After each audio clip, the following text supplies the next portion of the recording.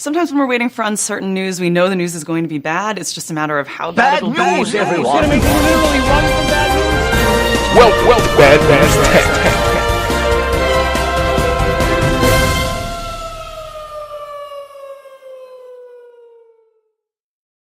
Hello and welcome to episode 7 of the Bad News Tech podcast. I'm your host Pedro. I'm joined by PC Master Race representative himself, Christian Jimenez. He'll tell you a couple times during the podcast he plays PC games. Like Lewis said last time, he's like a vegetarian. He's got to let everybody know.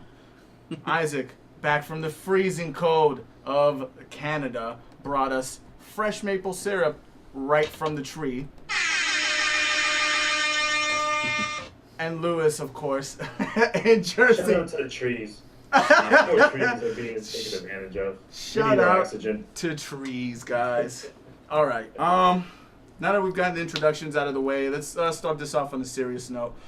Everybody knows about not everybody, but the biggest news in tech right now is Apple versus the FBI. The reason being the recent San Bernardino tragedy that happened where a married couple shot up their workplace and had a mass shooting in their workplace. And they happened to have pledged to ISIS. So the iPhone of one of the suspects was found and it's locked. The FBI wants it unlocked. They contacted Apple, said unlock this phone. Apple does not want to. For protect privacy purposes, wants to protect the consumer,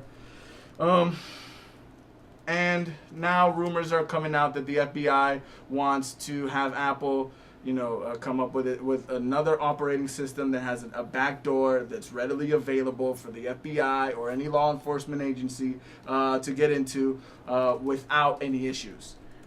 There's obviously the clear privacy concern. And Apple has been fighting back in the media. We've seen lots of companies and individuals stand with Apple. So if you guys have seen that and kind of wondered what's going on, we're going to go over it with you. We're going to go over it for you guys.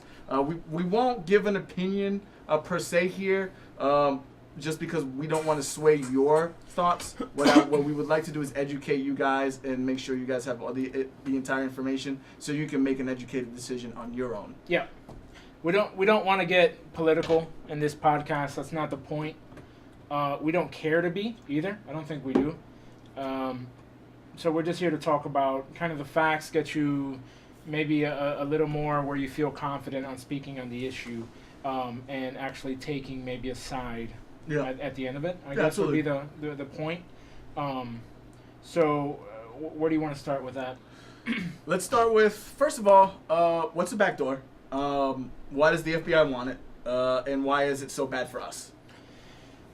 Well, that's going to be an opinion piece. Okay. So we'll say what a backdoor is. Basically, the FBI wants almost like a key to the house. So they want a spare key that if something were to happen, they could open it at any time. What Apple is saying is, well, if you're doing that, let's put it in layman terms, other people can make a copy of that key, and basically you have a big security hole in your house. So Apple's stance on is, no, we want, first off, privacy, and secondly, we want security. Yeah. We open a backdoor here, then people are going to know to target this hole, eventually getting whatever key or code or whatever they do to open it up, and exposing the people to millions of people to potential harm at the end. Or identity theft. Anything with people basically getting a key to your house. So that's where the issue stands. The other side of that is, well, they want to be able to protect the American people. Yep. Which is understandable, obviously. So you have this really delicate balance between, privacy and protection. A lot of people say, well, they should because of this and that. Other people say, well, it's my right, to have my own privacy, and all these, like, the NSA and the illegal things they do shouldn't be happening. So it kind of brings back to what we were talking about before with the whole VPNs, that whole privacy aspect, just in a different kind of way. Okay. Lewis,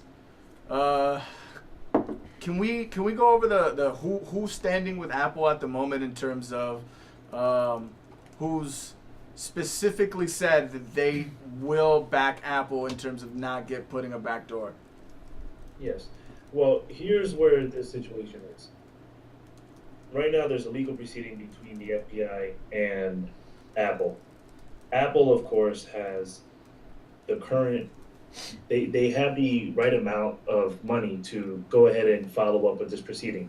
But then again, this is a government situation where the government will also put their money to stand against this litigation. Mm-hmm. Apple it has been receiving support from the tech giants, for instance, Microsoft. Oh, correction, not Microsoft, because Bill Gates stood against that. Yahoo, AOL, Washington Post also supported them. Google, Twitter, and Facebook. So they're all about providing support for Apple. But here's one of the kickers that seems to puzzle me. I look at where Apple stands as far as their litigation and trying to hold their phone for protection. But what about the fact that we still collect data from text messages?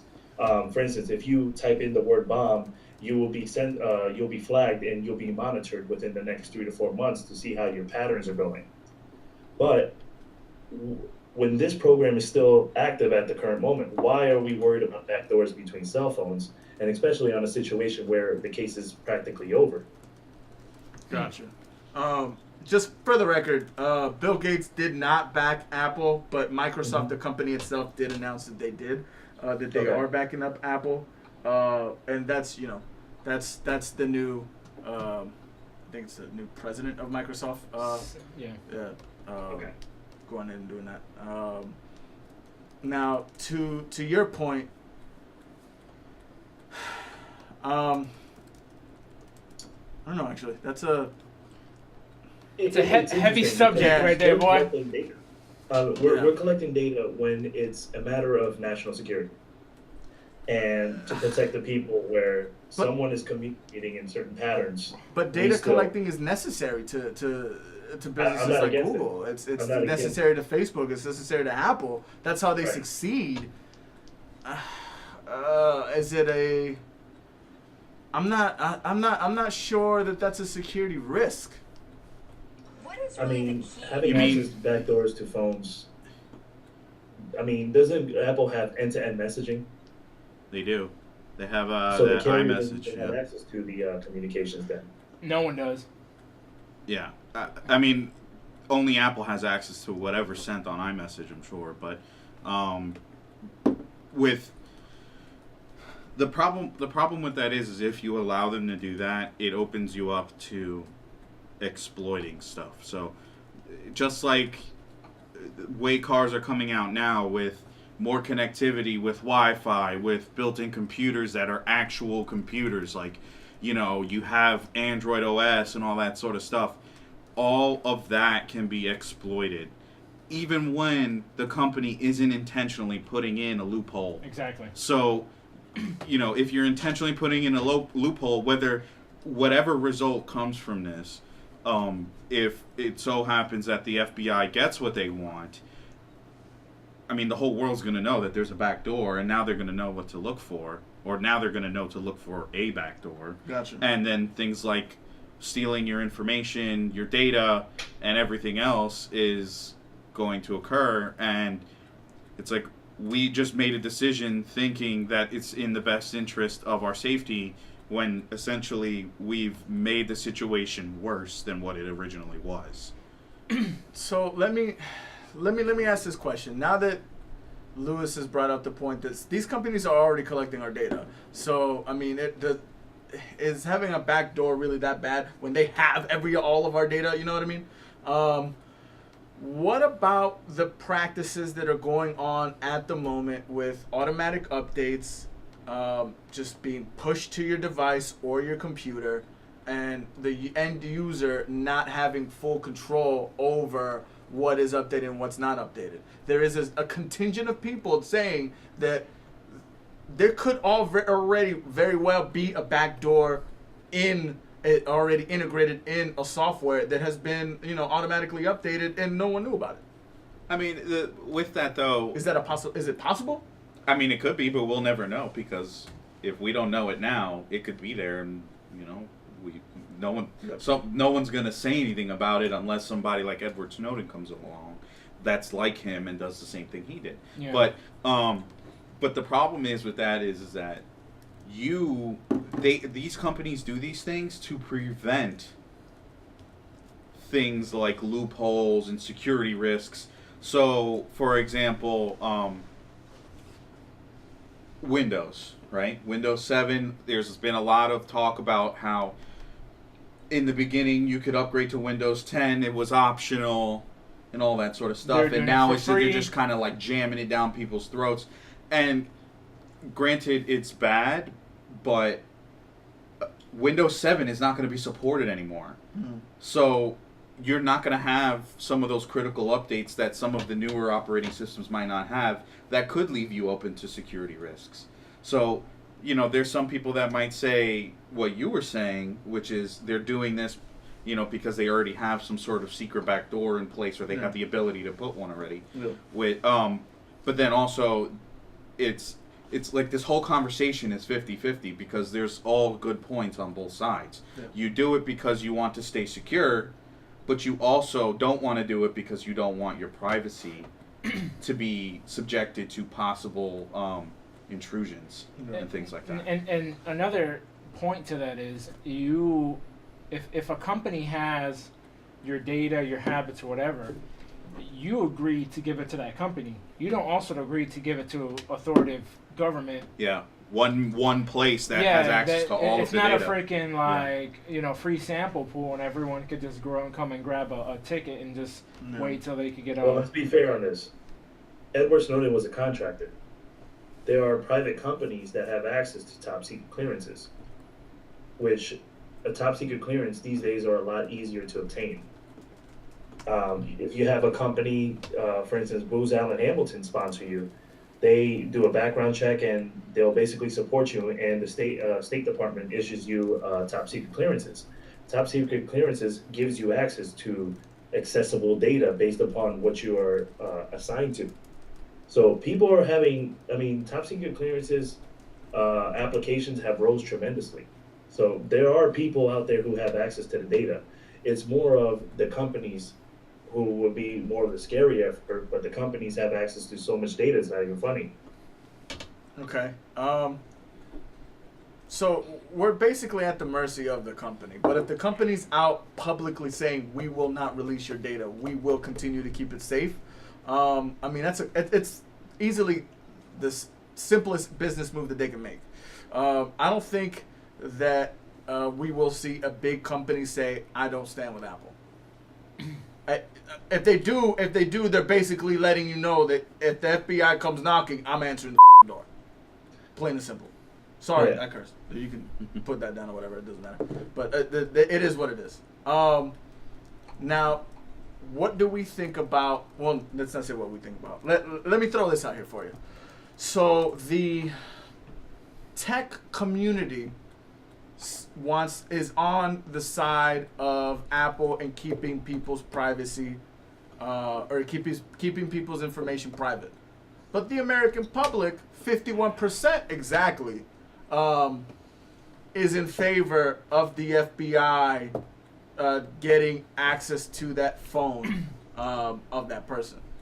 So if the American public is really for this, are the tech companies out of touch? Here's the thing. Donald Trump is also the leading candidate right now. So there's not really a good standing. Which for the record, in the Republican debate yesterday, nobody stood with Apple. Just an FYI. Oh yeah. Nobody stood with Apple. That the Republican rhetoric right now is that the person that did the shooting in San Bernardino is a terrorist. We should get his information and we should find out what's going on in that phone. So that's what was going on in the Republican debate. If we want to get semi-political right now, that's just a fact. Sorry for cutting you off. Go ahead. No, that's fine. I saw several polls where they interviewed roughly about anywhere between 100 to 1,000 people, and they're mostly favorable with the government. I just say this is that when it comes to, let's say if it comes down to someone being blackmailed, this is a whole different situation. If someone's being blackmailed and they have backdoor access to your phone, how will people feel about it then? People want to kill and destroy these terrorist organizations, so they're going to go ahead and stand with the current party who wants to go ahead and address this issue. But when it comes down to a situation where that situation is no longer relevant, and it will be irrelevant because the media will start talking about something else eventually, what are we going to do when we have access to all this data? And if the FBI can have access, there's somebody right now in this computer who has just as good as Trojans, rats that have access to anybody's information. Well, so what good would that do? Well, it's just going to be a repeat of what we thought was happening after the Homeland Security stuff was made after 9/11.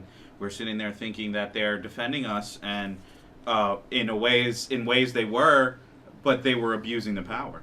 So, I mean, and from what I'm reading about it, it turns out that this backdoor is not a one-time, they use it for this one time, and then they get rid of it. They are saying that when it's in, it cannot be removed. Yeah. I don't know if that means that they're saying that they don't want it removed, or they're mandating that it should not be removed, or that the way that it's made, it cannot be removed once implemented. They just want a way to always be able to get in. So they just want a spare key to the house, is basically what it is. Now back to your poll fact, Joe. You said 51% of Americans, agree that we should have it. Big tech companies, people in tech say no, but out of someone who doesn't really, maybe, I would say, who's more educated out of those two on the matter? I mean, obviously the people who are technophiles, who are working the company, who work in the business, who follow the business, who are heavy consumers, they're going to be more educated on it. So I would think then you should probably follow the people that are more educated in the matter. Well, I could present you the case. If I go to my dad and be like, hey, do you want privacy or do you want, better security, national security? Obviously, someone who doesn't know all the facts, what exactly happens, they're going to choose, well, why wouldn't I go with national security measures? Well, okay, so let me give you some more in-depth statistics, right? So people who own an iPhone, right? Because this is directly affecting iPhone users because it's an Apple product, it's iOS. 47% say help the FBI unlock the phone. 43% say no. People who own a different smartphone, Windows Phone, Android, 53% say help the FBI. 39% say don't. People who don't own a smartphone, 52% say yes, help the FBI. There's people that don't own a smartphone. I mean, people are on the government are on that little government flip phone. There's a couple hundred. And 33% say no, keep the privacy. So that is a total of, if you add them all up and hit the average, it's 51%. Help the FBI, 38% don't help the FBI. That is from the Pew Research Center, by the way. The thing is, there's two different matters at hand. There's the unlocking the San Bernardino phone. That's an issue itself. So we'll put that over here. Yeah. The other thing, which I think is more important, is the permanent backdoor. So you have two different issues. We can't put them together because one doesn't equal the other. Because one is temporary and the other one's permanent. Exactly. Yeah. So that's the thing. I would say yes, unlock that phone. They committed an atrocity. Yeah. Whatever other facts there is to the case. On a one-time basis. Of course. I feel the best probably move they could do is just come up with an agreement or something that if someone's either convicted or there's more than enough proof, they could go through some type of legal system, maybe a judge, maybe a jury, or whatever it is, to say, okay, look, this is the facts. This person is into child porn. We're suspected of murder. We have a camera, whatever. DNA points this. We need this unlocked at this time. Yeah. I'm okay with that.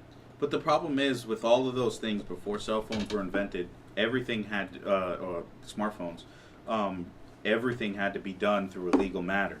Yeah. Now all of a sudden, what it is? we're taking a different course of action. Well, like, come on, no, it should still be. You should still have to go through every single step you used to go through before the technology age, and because I'm on the fence. I think it's important that they have access to it only because it can prevent another 9/11 or something close to it. Yeah. But they're trying to keep it in forever, and I'm a supporter of what was said after the whole NSA stuff with Snowden, because it's I understand, like, after 9/11 there was people joining the military. They were willing to do whatever they can to avenge what happened, right? Yeah. Therefore, people were totally okay with Homeland Security monitoring every sort of communication within the U.S. and anything transmitted outside. So, of course, you're going to be like that. But over time, it got to a point where I guess they ran out of things to do because not a lot of stuff was happening, and they just started to abuse the power. Well, it is technically legal, though. They basically passed Patriot Act and Freedom Act, which say these things are legal now. You don't have to go through whatever checks and balances there was before, because, well, we're signing this, it's national security, everything's going to fall under an umbrella, it's legal now. So I think... Well, let me share something about this. There we go. Terrorist networks like Al-Qaeda in Syria are very well faceted. When they were looking for Bin Laden, they couldn't find any type of cell phone usage. They couldn't find any type of computer usage, no internet hard lines, not even a sewer line. What they were doing was they would upload all their data into an air-gapped computer, plug in a USB drive, and they will have one guy deliver a USB drive. Gotcha. So for us to be a little bit excessive about worrying about cell phones, these terrorist networks are communicating in a much broader sense.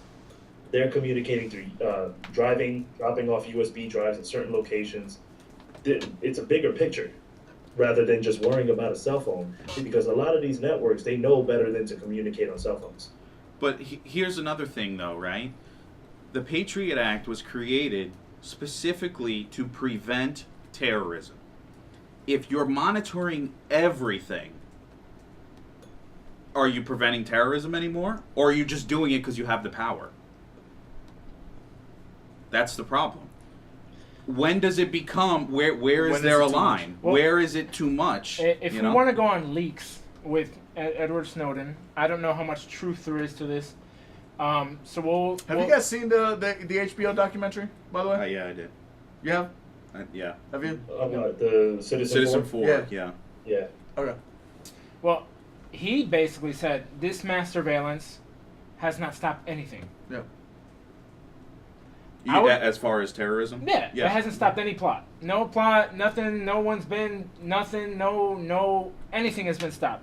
Off of recording millions of phone calls, text messages, emails, data stored in anything in the U.S., anything outside of the U.S., other countries, everywhere. Yeah. So I'm inclined to believe him because it keeps happening. Yeah, I mean, let's be honest. Yeah. It keeps happening. Everything he said has basically proven to be true. I mean, we've had to stop the NSA. Obama signed to stop the NSA, mass surveillance, all that. So obviously, if he's stopping something, I would say it's true. Yeah. So I'm going to take pretty much everything he said pretty truthful. Okay. Now, whether it's correct or not, if he did it, I'm not going to get into that. I don't. That's not for us to determine. Yeah. If it stopped nothing, and the FBI basically said, okay, we signed this to not have mass surveillance anymore, but we want a backdoor to hundreds of millions of devices that are on iOS to basically gather over data them that again? they're not going to act on. Yeah. I mean, it's a waste of time because, I mean, before the NSA, and this is probably going to attract a lot of conspiracy theorists, but before the NSA happened and before 9/11, there was reports that some government agencies had tips that 9/11 was going to occur before it happened. Yeah. Did they act on it? No. 9/11 happened because they didn't think it was something that was going to be true. Well, they get also on that note, to be fair, they get these threats. Yeah, millions. I mean, you get millions of threats every day. What do you Mm-hmm. It's just like a bomb threat. For every 50 million, you might get one that's right. So you can't really you have to take it with a grain of salt. Yeah. But, there just has to be a line drawn. I mean, I think there is a way that everybody can get what they want without exploiting or leaving something that's going to potentially damage us. Apple does. Now, let's get it straight. Apple does have the power to unlock whatever phone they want. That is... They're within their rights to do that. They just don't want to. Exactly. Supposedly. Because this could all be, I don't want to be the guy that's saying, hey, the towers went down because of jet fuel or whatever the hell is going on in conspiracy-wise. But this could all be, an outward-facing, just a front. Yeah. And they could have already given the information to the FBI, which is you've seen some articles. Yeah, we'll have to start. I'm not even doing that. We'll have to, Elaine, get the tinfoil hats. We need them right now. Exactly. That's what Zap my brain. We're gonna need that. But let's close this topic off by just kind of recapping exactly what's going on in layman's term. Basically, the FBI wants a key to your house. Yep. That's it. Okay, your house, your cell phone is essentially your house. It holds all your personal information. Yes. Yeah. Are we kind of good with that, Lewis? Yes. Yeah. All right. Cool. So, FBI wants a key to your house, a spare key, just in case they need to go in there and look for anything at any point in time. Apple says you don't need that spare key. I'm not giving it to you. Microsoft, Google, Amazon, Twitter, and tons of other big companies say, nah, we don't need it. The American public, when asked about it, says, I'd give it to them. I mean, why not? I mean, if it's going to keep my family safe that lives next door, give it to them. Wherever you guys decide to stand on this issue, you guys kind of got a hint of where we stand with it. But this is more about educating the listeners and whomever gets speaks about it in the around the water cooler or You're going to be hearing a lot more of it also, because we're pretty. I mean, this is 2 weeks. Yeah, we're 2 weeks in, and this is still not even dominating. 2 weeks. No, not even 2 weeks. It started about 2 weeks ago. First reports. Apple did not want to unlock it. Now we're getting to all these companies aligning every day. And, all this Microsoft and everything like that that came out yesterday, whatever date is today, the 25th it came out, so today is February 26th. All these companies are aligning. Today more came out. So it's only going to get It's an evolving bigger. story. It's going to continue to get bigger, but at least you guys know the basics. And as it continues to grow, we may touch on it again as the story continues to grow. But at least now you guys kind of know the gist of it, the ins, the outs, the positive, the pros and cons, and you guys will be able to make an educated decision based off of what we said. Now, to get on to a different outraging topic that's very near and dear to the heart of one Christian Jimenez. The man purchased the Street Fighter V Collector's Edition right behind me. The beautiful Ryu statue right behind me. Wait, is that a PC version?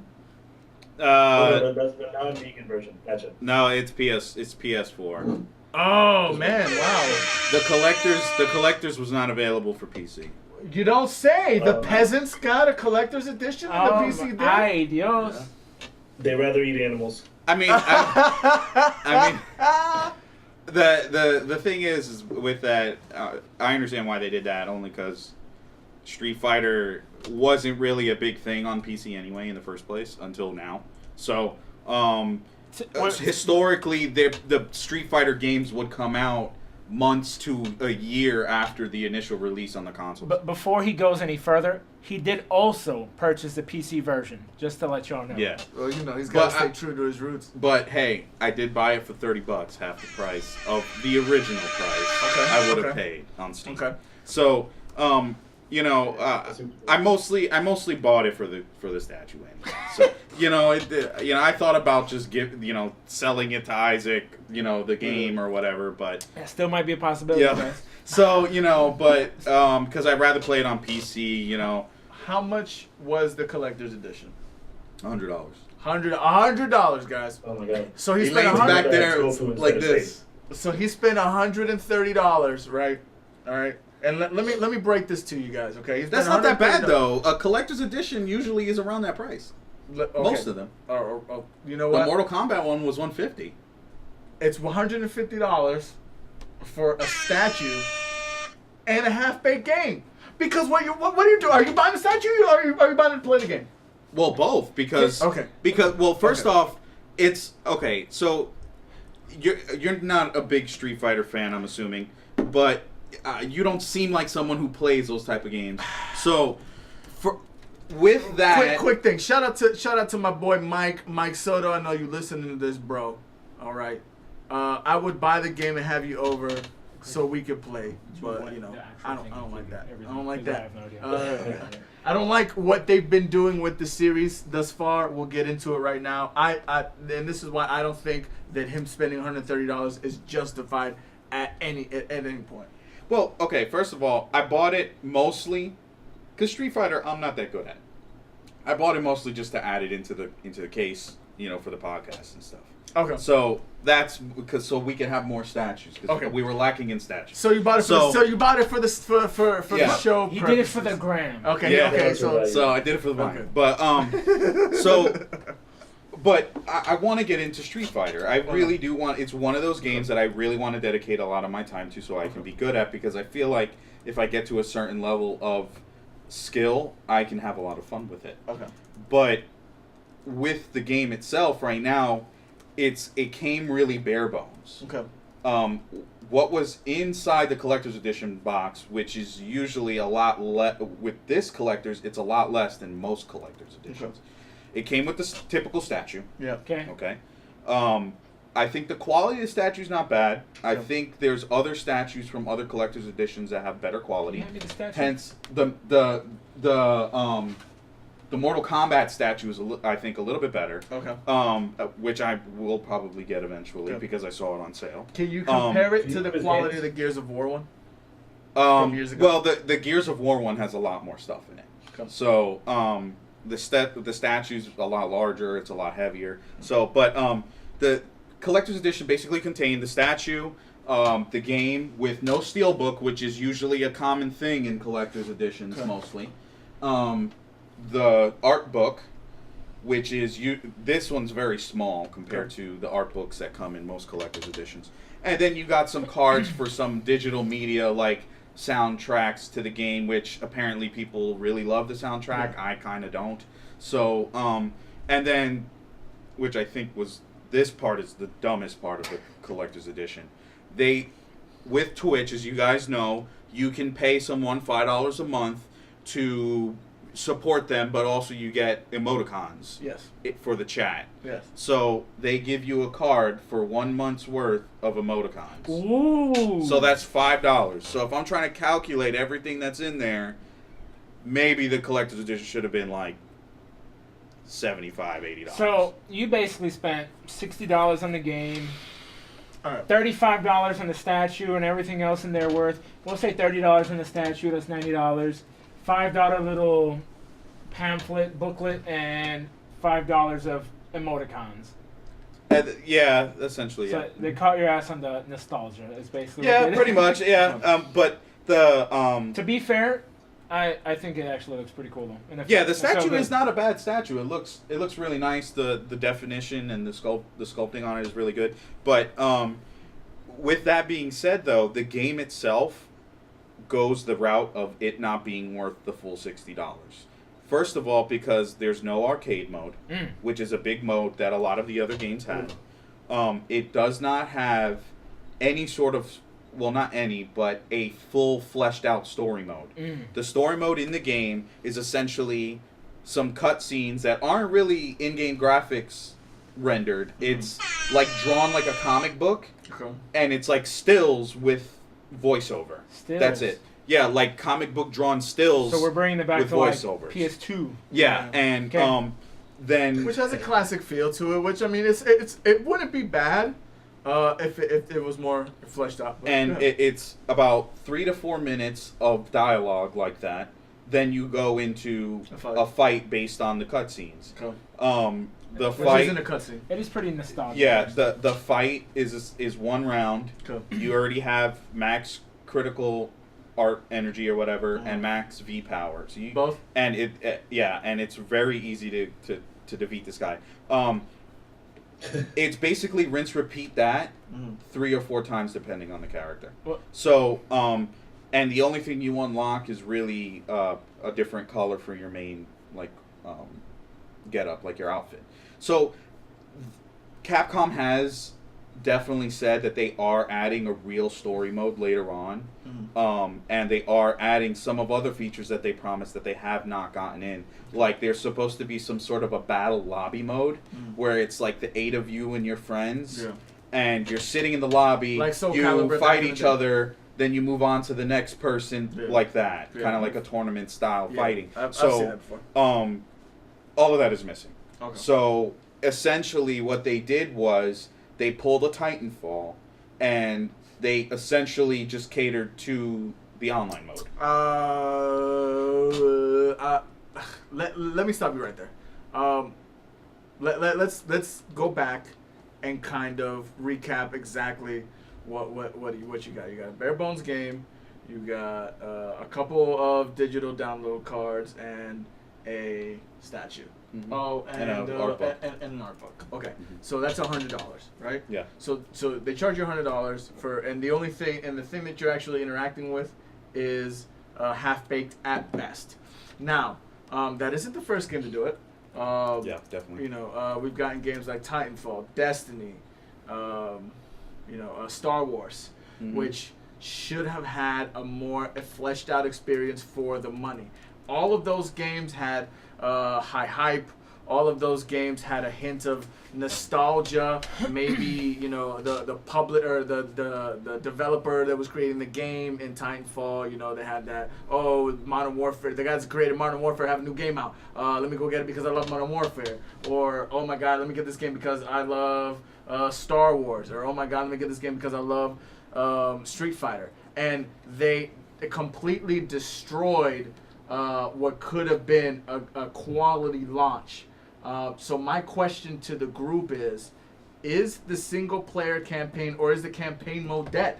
Is that it? Because you see more and more games going to the multiplayer experience. You see games like Evolve doing the same thing. No campaign, nothing whatsoever. I mean, but Evolve's a bad example though, because Evolve was a trash game. But but Evolve had the same thing though. I mean, Battlefront, I think, was more enjoyable for people because if you're a huge Star Wars fan, it was engrossing.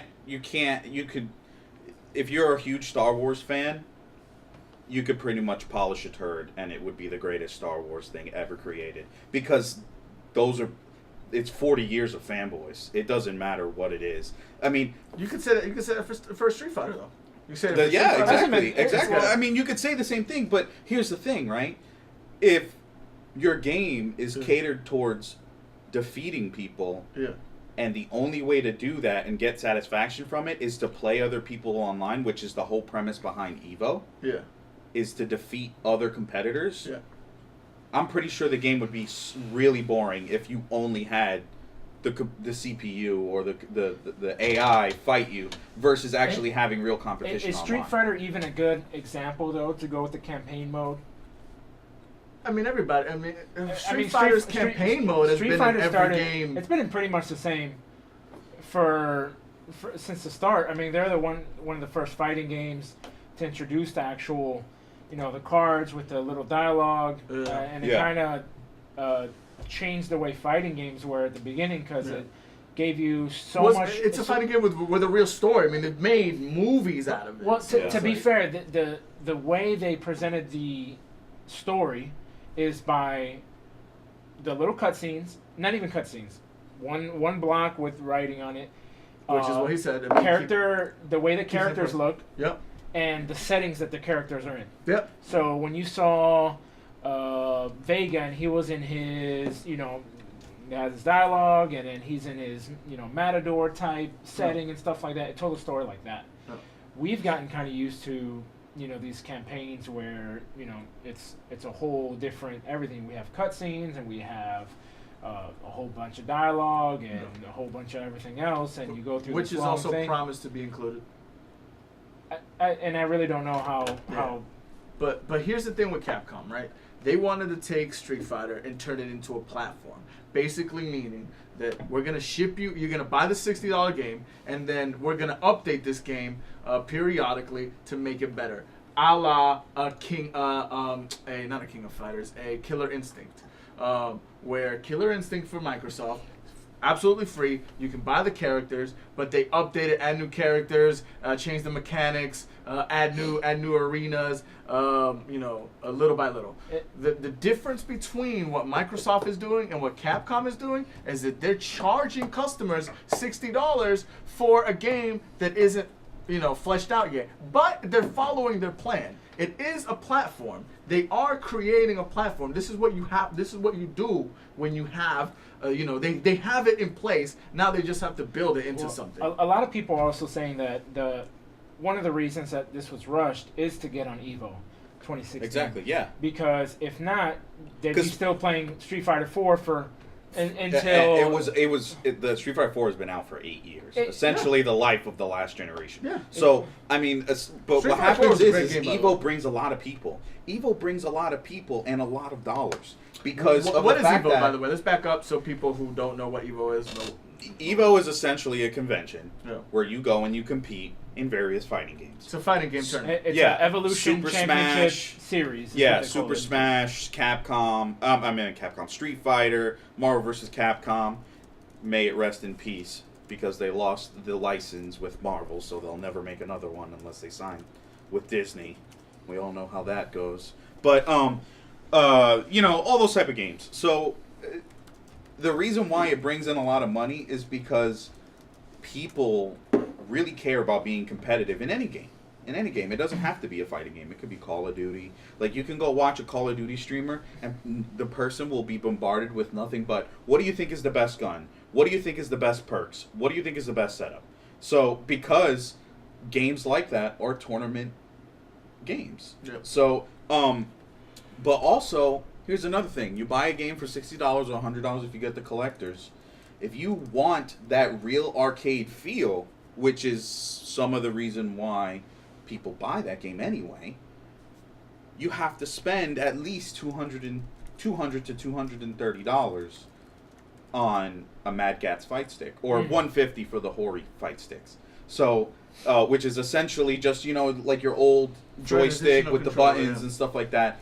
So looks like I mean, I'm gonna be making my own custom one, so I will probably do a video about that. But be on the lookout. I'm not that good. Builds his own computers and makes his own joysticks, ladies and gentlemen. I'm not that good at Street Fighter, but I'm hoping that the joystick will allow me to be better, enjoy the game more, and play more. So, because I really don't like using the joystick on the controllers. Okay. So, but essentially, all they did was what everybody else does: Call of Duty, Battlefield, Battlefront. Any of those type of games that have a huge multiplayer base, they just focus on the multiplayer. I mean, thankfully, they're not like, you have to buy a DLC so you can get the story mode that we promised you guys. So that's good. But I just don't like how that's a commonality nowadays. So it's just like, oh, okay, we have finished the game.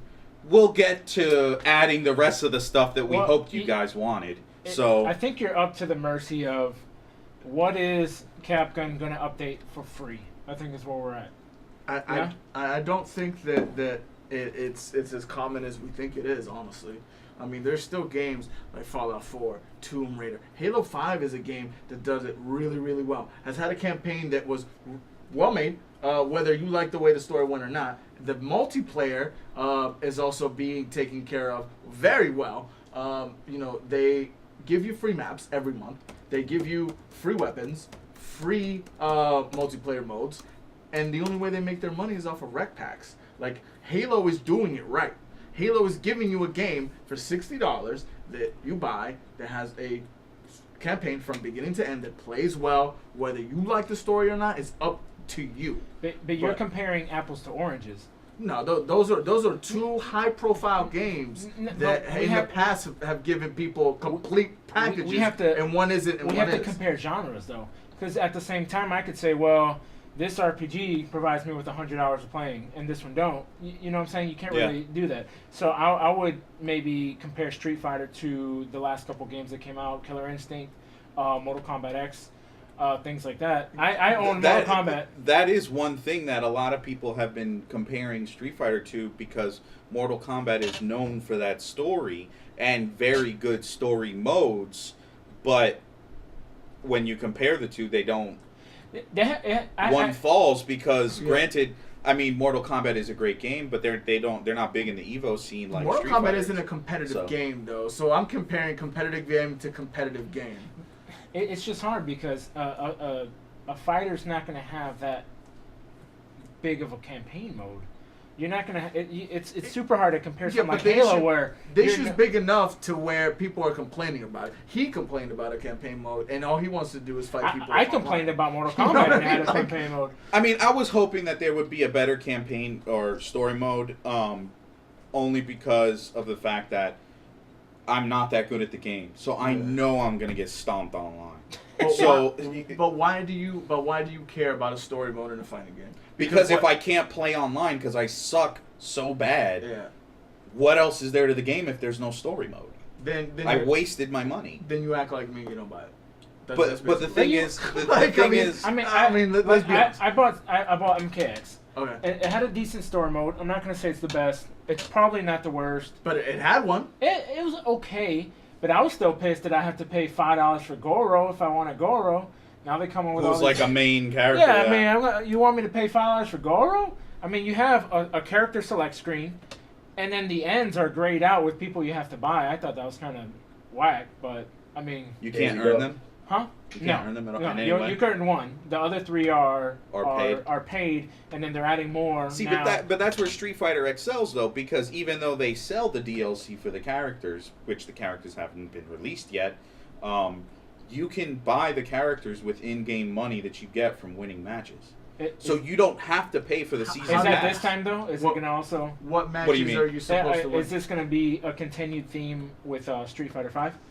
To be able to not have to pay for the actual... That's one of the big things that they've been advertising, is that you can either pay for the content, or you can earn what's called fighting money, which is something you accrue through playing other people, either both versus mode, where it's like me and you with the controller, or online, and when you accrue enough, you can buy a character or buy outfits or something. So kind of like a freemium, where you have to grind as hard as you could to get these things. Except freemium usually means like it's those stupid games like Clash of Titans, where you can only do a certain amount of actions within a time span. This you could just play it all day. Like right now, from what we did the other day with Street Fighter and doing 3 story modes, 4 battle story modes with certain characters, I already have 62,000 fight money, and supposedly some of the stuff is worth like 150. That's not bad. And I didn't even play that much. I played maybe an hour and a half. I felt it was kind of half-baked because they were missing some of my favorite dudes. Okay. E Honda's not there. Guile's not there. My dude Guile's not there. My dude Blanca is not there, and these are like when I think of Street Fighter, Sagat's not there. Bro, Sagat is a beast. All those are all classic, Street Fighter 2 dudes that should be in every game because everyone knows who they are. They're not in there. Maybe that's why they put them in the DLC. It's like, well, people are gonna buy it. Probably. They're the must-haves. So let's go back to the worth, value thing. Lewis, when you purchase a game, what do you expect with it? in order to make it worth $60? Well, I feel we're programmed to love single player modes. For instance, you get like Call of Duty 3 weeks later, and it's already too late to go online. Well, I think part of it has to do with all of our age groups. We're true. all in our late 20s, Yeah. right? We got the gray hairs and the beards. Exactly. We grew up in a time where there was only story modes. That's all you had. So, of course, we're programmed to be like, well, where's my story mode? Because during the Nintendo 64 days, there wasn't an online component. PlayStation didn't really have one that I could remember. PS2 had that weird box in the back that you can add for network connectivity. My first online experience was SOCOM for PS2 on dial-up. Mine too. Garbage, yeah. Pure garbage. Yeah. Pure garbage. I mean, you'd go there. So until I think PS3, we weren't introduced into multiplayer. To your point. Let me ask you a question, Lewis. In what way are we programmed to look for a single player campaign? Because the last 8 years have been moving towards the multiplayer aspect of the game with, the evolution of Xbox Live and PSN, the evolution of the way, video games have been created, and everyone's moving towards having fun with your friends. I'm not sure if I truly agree with we've been programmed for single player campaigns. I think we've been programmed to expect the game have a campaign mode, but not necessarily a single player one. Because in my opinion, when I play a shooter, for example, and the campaign isn't co-op, I mean, bro, what am I doing here? Why am I playing a single player campaign? You play it for the story, though. I'm playing. I mean, why am I gonna play a Call of Duty game for the story for? Because Call of Duty is the best storyteller. Well, back in the day, they were. The best shooting game I've ever played, aside from Perfect Dark, which I played together with my brother. Playing. Shout out to Perfect Dark. I love that game. Yeah. Perfect That Dark was a great online game. It was awesome.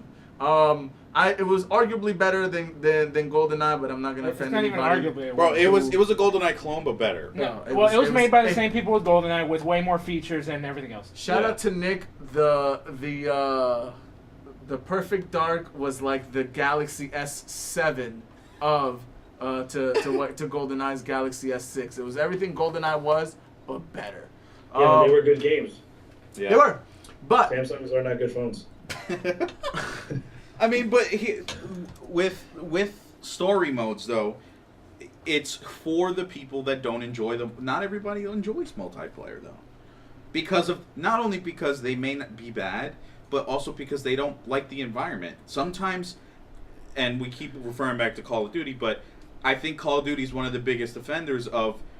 We've got 12-year-old people that are playing the game, screaming obscenities, Talking being about annoying, my mom, about racial slurs. my black friends. Yeah, exactly. So it's like, even Homophobic if you're words. good at the game, some people just don't want to have to deal with that kind of a community. And a community for a game is what dictates what people buy sometimes. I think yeah, but I mean, when you have a game like, let's say, Gears of War, where I played it with my friends, campaign throughout, and that was one of the best experiences I've had in terms of a game in a really, really long time, was something like Gears of War.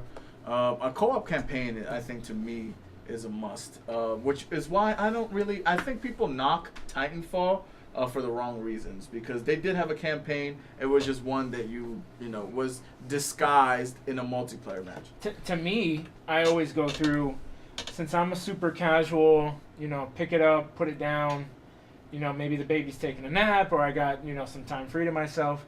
I personally enjoy campaigns because I could just pick it up, do a mission or do so much. Save it and then come back Save later, it and get yeah. out. I don't Yeah, have to there's go no online, and then there's a freaking update every time I turn on my PS4. And then I have to wait till I get in a match, and then you waited too. I have to wait you waited lag, too long, or so everybody I'm in has the best match, and weapons, 35 seconds later the match ends, and it's too much. It's too much.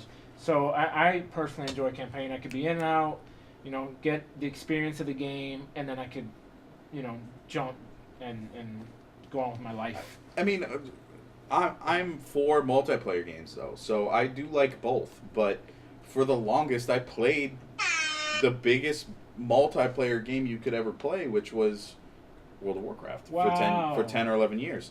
So what I tell you guys, It's- straight to PCs. I did a though. I decade. mean, because if World of Warcraft was on any other console, you would probably hear me saying something different. But that's not the case. World of Warcraft is only available for that system. But Yeah. I did play an always online multiplayer game all the time, with which both has equally competitive as far as the community goes, PvP, and rating, which is PvE. But PvE meaning player versus environment. You know, you kill the dragons and all that stuff. Kill the boars. But with that being said, though, I have been drawing myself to more offline games, like or more just RPG element type games, where like Tomb Raider, Your Fallout, yeah. Witcher, the Dark Knight, or not the Dark Knight, the Arkham Knight, Batman Arkham Knight, Which things was like that. the overrated game, but whatever. It's because the multiplayer game, any multiplayer game just seems repetitive.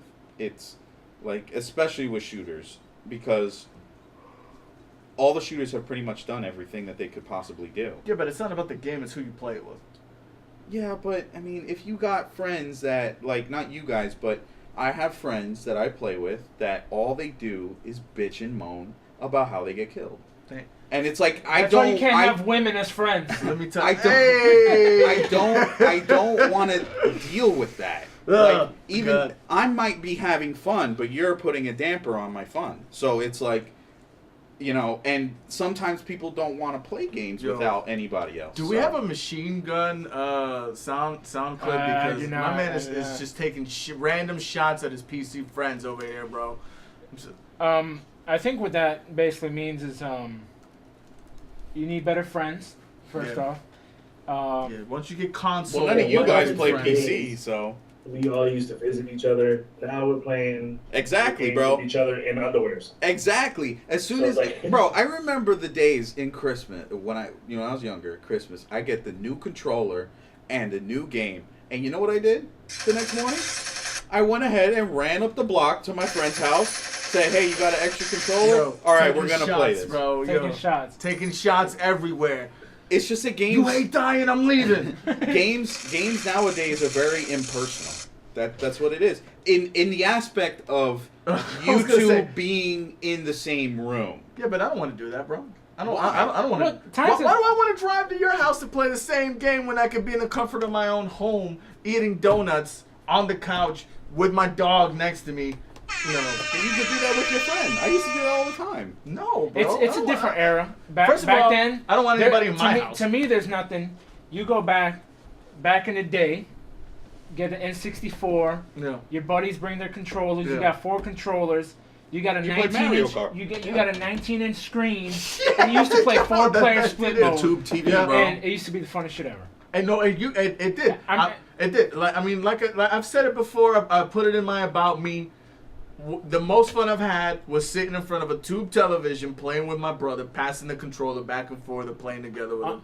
Or And that's all I did. your parents bought you the Mad Catz bootleg controller, Bro. and that's one he always used. The Mad Catz bootleg controller was so Mad clutch. Catz. Though. It weighed like 10 You don't grams want the Mad because there's Catz. nothing in it. Garbage. All right, we're gonna have to cut it here. It was great. We talked some serious stuff. We lightened the mood with quality gaming talk. But unfortunately, guys, that's it for this week.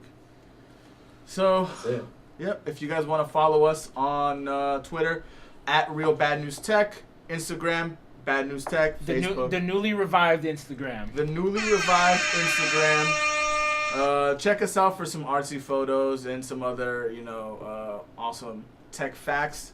Also, check out our articles. This guy's always talking about some PC game going on because, he loves talking about how much PCs are better than video games, than console video games. And be on the lookout for when he builds his joystick. And let's see if it works, actually. Oh, it See the will. joystick, and I would like to see the pancakes that you're gonna use that on. Oh, yeah. for sure, bro. Show the gram, please. Actually, we do need to put that on the gram. Actually, can we get a video of him tasting this fresh That's still maple not syrup? making a video. All right, y'all. Later. Deuce. All right, guys. There's no news like bad news.